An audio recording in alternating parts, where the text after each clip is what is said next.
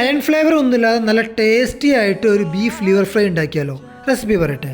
ഒരു cooking pan എടുപ്പത്ത് വെച്ച് അതിലേക്ക് ലിവർ ക്യൂബ്സ്, ഉപ്പ്, മഞ്ഞൾപ്പൊടി, വിനാഗിരി, ബോയിൽ ചെയ്യാൻ ആവശ്യത്തിൻ്റെ വെള്ളം ചേർത്ത് 5 മിനിറ്റ് നന്നായി ബോയിൽ ചെയ്ത് അടുപ്പത്ത് നിന്ന് ഊറ്റി മാറ്റി വയ്ക്കാം.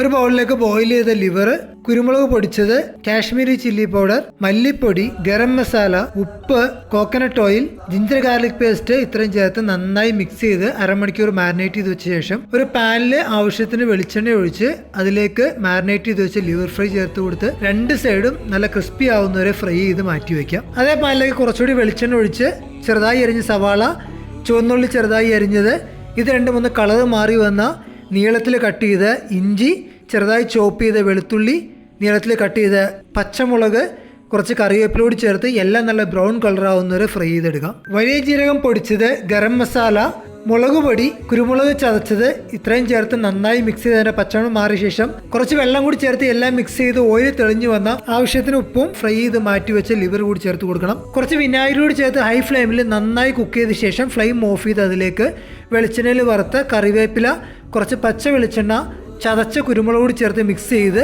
സെർവ് ചെയ്യാൻ വേണ്ടി പ്ലേറ്റിലേക്ക് മാറ്റാം. ഇതിൻ്റെ ഡീറ്റെയിൽ ആയിട്ടുള്ള വീഡിയോ നമ്മുടെ യൂട്യൂബ് ചാനലിൽ ആഡ് ചെയ്തിട്ടുണ്ട്. ഇൻഗ്രീഡിയൻസും മെഷർമെൻറ്റും മറ്റു കാര്യങ്ങളും ഡിസ്ക്രിപ്ഷൻ ബോക്സിൽ ആഡ് ചെയ്തേക്കാം. ഇതുപോലുള്ള റെസിപ്പികൾ നിങ്ങൾക്ക് ഇഷ്ടമാണെങ്കിൽ അക്കൗണ്ട് ഇപ്പോൾ തന്നെ ഫോളോ ചെയ്യുക.